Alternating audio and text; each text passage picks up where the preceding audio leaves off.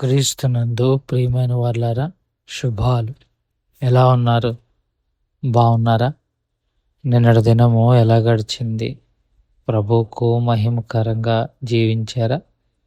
జీవించినట్లయితే ఆయనకు స్తుతులు. లేని ఎడల ఆయన మనలను క్షమించుగాక. నేటి దిన ధ్యానాంశము ఫిలిప్పీలకు రాసిన పత్రిక 3వ అధ్యాయము 7, 8 వచనాలు. ఫిలిప్పీలకు రాసిన పత్రిక 3వ అధ్యాయము 7, 8 వచనాలు. ఆయనను ఏవేవి నాకు లాభకరములై ఉండెనో వాటిని క్రీస్తు నిమిత్తము నష్టముగా ఎంచుకొంటిని. నిశ్చయముగా నా ప్రభు అయిన యేసుక్రీస్తును గూర్చిన అతిశ్రేష్టమైన జ్ఞానము నిమిత్తమై సమస్తమును నష్టముగా ఎంచుకొంచున్నాను. దేవుని వాక్యాన్ని మన వినికిల్లో దీవించి ఆశీర్వదించునుగాక. అయినను ఏవేవి నాకు లాభకరములై ఉండెనో అంటున్నాడు. అంటే గత 3-4 రోజులుగా పౌలుకి లాభకరమైన అంశాల గురించి మనం మాట్లాడుకుంటూ ఉన్నాం. పౌలుకు తెలుసు అవేవి కూడా తనకు రక్షణను ఇవ్వలేవని, పైగా అవన్నీ కూడా తనకు వ్యర్థము అని కూడా పౌలుకు తెలుసు. ఆయనకున్న గొప్ప విషయాలు ఏంటంటే, ఆయన సున్నతి పొందాడని, 8వ దినాన సున్నతి పొంది ఇశ్రాయేలీయుల వంశస్థుడనై బెన్యామీను గోత్రంలో పుట్టి హెబ్రీయుల సంతానములో పుట్టి ధర్మశాస్త్రం విషయంలో పరిచయుడై ఆసక్తి విషయంలో సంఘమును హింసించువాడై ధర్మశాస్త్రమును పాటించే విషయంలో నీతిలో అనిందుడై ఉన్నాడు. ఇవన్నీ ఆయనకున్న లాభాలు. అయితే పౌలు ఏమంటున్నాడంటే, వీటినన్నిటిని నేను నష్టముగా ఎంచుకుంటున్నాను. ఎవరి కోసం? క్రీస్తు కోసం. ఎందుకనంటే క్రీస్తే నాకు రక్షణ ఇచ్చాడు తప్ప నాకున్న ఈ క్వాలిటీస్ వల్ల నాకు రక్షణ రాలేదు. ఇప్పుడు నేనేం చేస్తానంటే, నాకు రక్షణ లేని లేదా నాకు రక్షణ ఇవ్వలేని, పైగా నాకు లాభకరం అనుకుంటున్న వాటిని క్రీస్తును ఇంకా లోతుగా తెలుసుకుని నిమిత్తము విడిచిపెడుతున్నాను, నష్టముగా ఎంచుకుంటున్నాను అంటున్నాడు. ఇక్కడ ఒక విషయం మీకు చెప్పాలి, కొద్దిగా అర్థం చేసుకోవటానికి. పౌలుకున్న ఆ క్రెడిట్స్ ఉన్నాయి చూశారు కదా, మనం మాట్లాడుకున్నవి. అవి ఎక్కడికి పోలా, అవి పౌలు దగ్గరే ఉన్నాయి. అవన్నీ ఉంటూ కూడా పౌలు క్రీస్తు ద్వారా రక్షణ పొందాడు. ఇప్పుడు పౌలు ఉద్దేశం ఏంటంటే, నా దగ్గరున్న ఈ గొప్ప లక్షణాలు ఏమైతే ఉన్నాయో అవేవి కూడా నేను ఇప్పుడు అనుభవిస్తున్న రక్షణ ఆనందాన్ని నాకు ఇవ్వలేదు.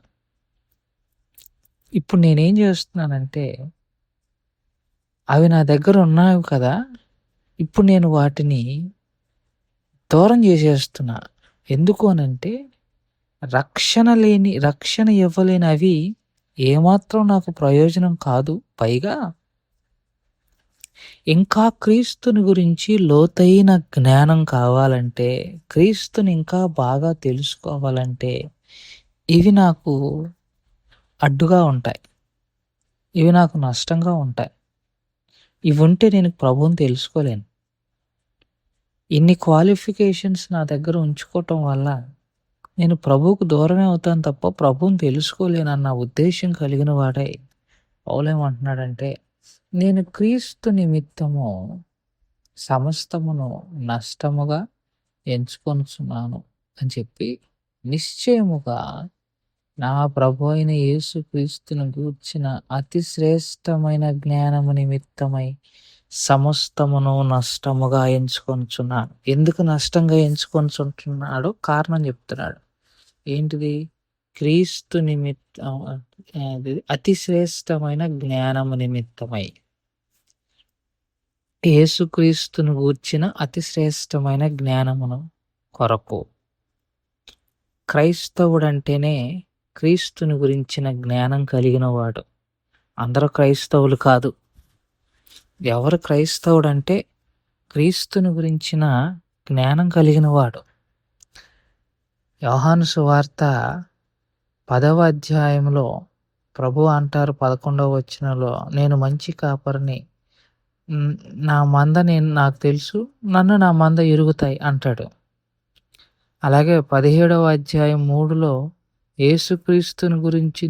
యేసుక్రీస్తుని విశ్వసించుటయే నిత్య జీవము అంటాడు. సో ప్రభువుని గురించిన జ్ఞానము కలిగి ఉండుట క్రైస్తవుడికి ఉండే అతి ప్రాముఖ్యమైన అంశం. ప్రభువుని తెలుసుకోకపోతే రక్షణ ప్రభువు ఇస్తారు, కానీ ప్రభువుని గురించి రక్షణ పొందిన నీవు తెలుసుకోవాలి కదా. తెలుసుకోలేకుండా దాన్ని విడిచిపెట్టేస్తే ఎట్లా? అందుకే పౌలు అంటున్నాడు, నా ప్రభువుని గురించి తెలుసుకోవటం కోసం నాకున్న ఆధిక్యతలన్నిటిని నేను విడిచిపెడుతున్నాను అన్నాడు. ఇక్కడ ఇంకొక మాట కూడా అన్నాడు, వాటిని కూడా నీకు వివరించాలి. నా ప్రభు అయిన యేసుక్రీస్తు. 3 మాటలు, ప్రభువు, యేసు, క్రీస్తు. ఇవి 3 యేసు ప్రభు వారు ఈ భూలోకంలో కలిగి ఉన్న 3 ఆఫీసెస్, 3 బాధ్యతలు, 3 ఉద్యోగాలు అనొచ్చు. ఒకటి ప్రాఫిట్, ప్రవక్త, ప్రీస్ట్, కింగ్. ప్రవక్త, యాజకుడు, రాజు. క్రీస్తు అంటే మెస్సయ్య అని అర్థం. అంటే ఆయన మెసెంజర్, ఒక ప్రాఫెట్, దేవుని యొక్క ప్రవక్త. క్రీస్తు అంటే, యేసు అంటే సేవియర్, రక్షకుడు. యేసు క్రీస్తు. ప్రభు అంటే రాజు, సావరిన్ గాడ్. సో పౌలు ఏమంటున్నాడు, క్రీస్తుని గురించి అనగా దేవుని ప్రవక్తను, లోక రక్షకుడును, ఈ సృష్టికి రారాజైన నా ప్రభువుని గురించి, క్రీస్తుని గురించి జ్ఞానము కలవాడై ఉండుటకు నాకున్న ఆధిక్యతలన్నిటిని నష్టముగా ఎంచుకొనుచున్నాను అంటున్నాడు. చూడండి, పౌలు ప్రభువుని తెలుసుకోవటానికి తన ఆధిక్యతలన్నిటిని పక్కన పెడుతున్నాడు. మనం కూడా ప్రభువుని తెలుసుకోవాలంటే లోకాశలో మనకున్న ఆధిక్యతలను పక్కన పెడితేనే ఆయన అర్థమవుతాడు. పుస్తకాలు చదివితే, బైబిల్ 1కు 10 సార్లు చదివితే అర్థమవడు ఆయన. నీకున్న బ్యారియర్స్ బైబిల్ చదవలేకపోవటం, చదువు రాకపోవటం కాదు. నీకున్న ఆటంకాలు నీకు నాకు ఉన్న ఆధిక్యతలే. ఎప్పుడైతే మనకున్న ఆధిక్యతలను పక్కన పెడతామో ప్రభు అర్థమవుతాడు. మన ఆధిక్యతలు ఉంటే ప్రభు అర్థం కాడు. సో ఎప్పుడైనా ప్రభువుని అర్థం చేసుకోగలిగిన వాడు మీకున్న ఆధిక్యతలను ప్రభు కొరకు నష్టంగా ఎంచుకోవటం మంచిది. అప్పుడు ప్రభు అర్థమవుతాడని మనం చేసుకుంటూ ఈ మాటలను ఇంతటితో ముగించుకుంటున్నాను. దేవుడు దీవించి ఆశీర్వదించును గాక. ప్రార్థన చేసుకుందాం. మమ్మల్ని మిక్కిలిగా ప్రేమించిన మా ప్రియపరలోకపు తండ్రి, మీ పాదాలకు స్తోత్రాలు. చెప్పబడిన వాక్యాన్ని బట్టి మీకు స్తోత్రాలు. విన్న వాక్యం మా హృదయంలో భద్రపరచుకొని వాక్యానుసారంగా జీవించగలిగిన కృపను దయచేయమని యేసు నామములో అడిగి వేడుకుంటున్నాం తండ్రి. ఆమేన్. God bless you.